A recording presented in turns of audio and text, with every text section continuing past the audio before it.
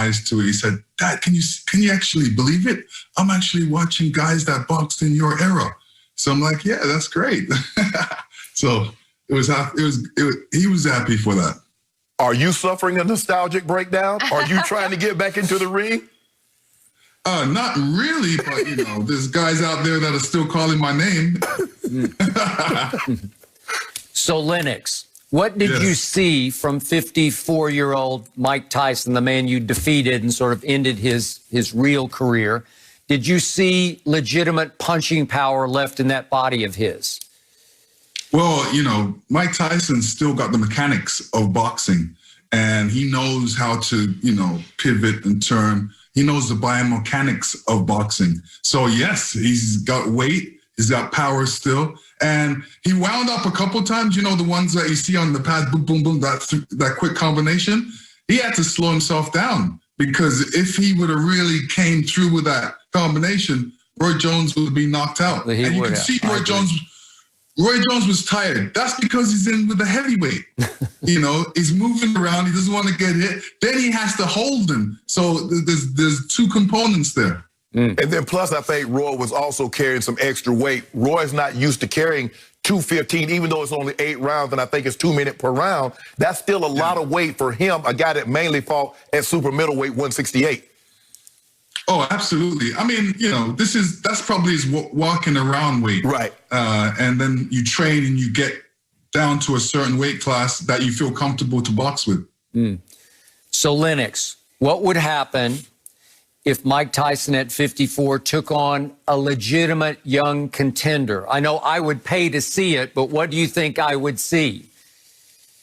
You'd see a young man against an old man. There's a time when, boxers need to stop because the young guys are just hungrier.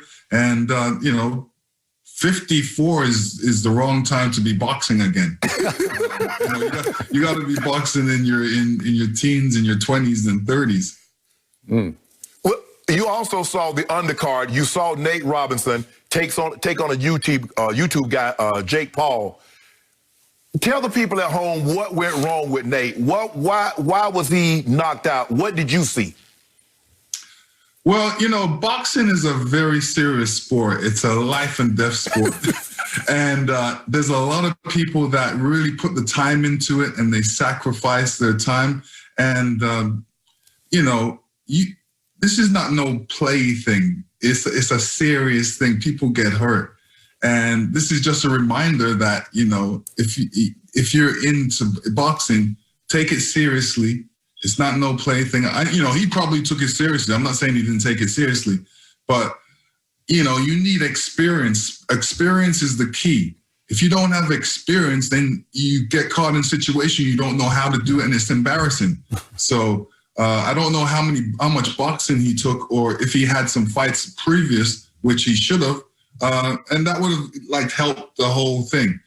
But it's entertainment, and some people were entertained. So Lennox, put Mike Tyson, just sum this up for us, put Mike Tyson's sort of life and times and his boxing career into perspective. How do you view him in the big picture? You're talking about big picture as him fighting again, or big picture as his looking back. Career? Who was he? What was he as a champ, and then one who struggled? Yeah, Mike Tyson.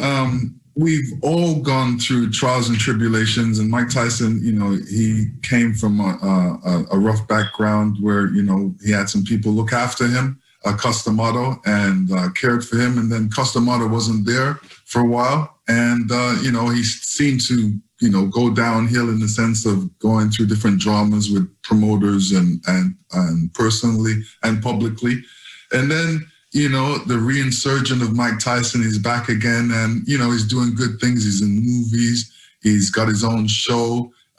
He's doing great charity work. So this is the kind of turnaround you want to see in somebody's life, it's up and down story. Same thing with my documentary, The Untold Story. A lot of people don't know my history, what my path was, what I went through. And this gives them an overview of my career as well. So, and Mike Tyson's very much in there as well. And you could see how long me and him were connected since we were 15. Really? We've been connected, and you know, I've seen him where we've been friends. He's taken me up to his room, and we've watched old time fights. He actually educated me about old time fighters and the history of boxing. And I was amazed at how much he knew about that. So he educated me on that. And by the way, you know, yeah, the movie of your life, it's called Lennox Lewis, The Untold Story, is narrated by Dr. Dre. And when is it available?